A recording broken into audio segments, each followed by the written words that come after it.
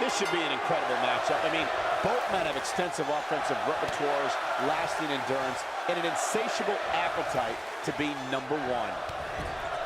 For generations, the steel cage match has been considered one of the most ruthless matches of all time. Drew McIntyre looking to squeeze his opponents like a set of bagpipes. Byron, that metaphor was uglier than a pile of haggis. What a stomp. Good grief.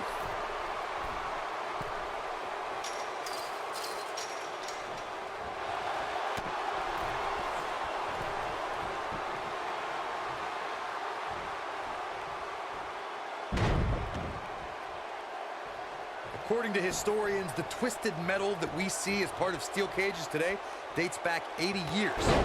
To settle a dispute between competitors Jack Bloomfield and Count Pietro Rossi, the two met inside. Dolph Ziggler may get this, folks. Is he done?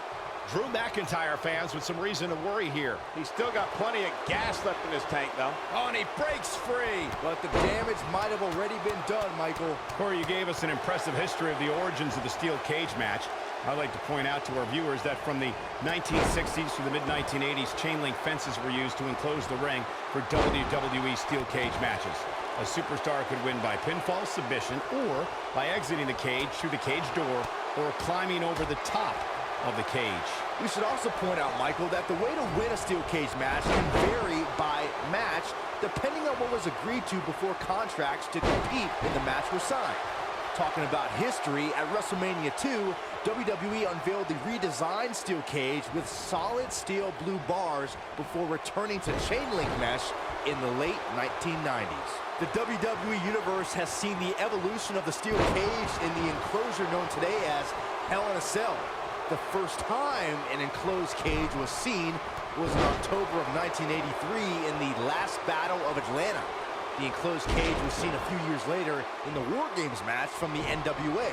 There were even cages stacked on top of each other, like WCW's Tower of Doom. Byron, when we talk about the progression of steel cage matches and the type of structures that have been spawned from them, I need to point out that some cages have been electrified. One was made from bamboo in the form of a Punjabi prison match.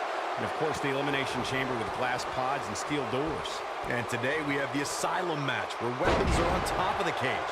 Just goes to show you that times may change, but the objective to destroy an opponent remains the same. There's still no better way to settle a score than to do battle with your adversary inside a steel cage. I say Drew McIntyre's career is a story of two completely different chapters. McIntyre himself would tell you his first chapter didn't quite go as planned, but boy, chapter 2 is a whole nother story. Drew McIntyre, what a headbutt. There is no coming back from that one. Michael, I like your analogy of McIntyre's career as two different chapters.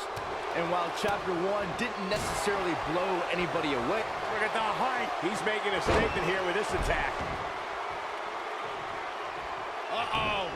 Oh, this is going to be nasty. This is going to be bad. Watch the impact. Drop kick with precision. that's what he was looking for. The shoulders are down. McIntyre with the win.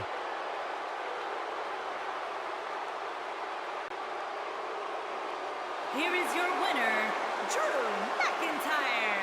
The shoulders are down for 3, and this one's in the books. A very impressive victory for Drew McIntyre.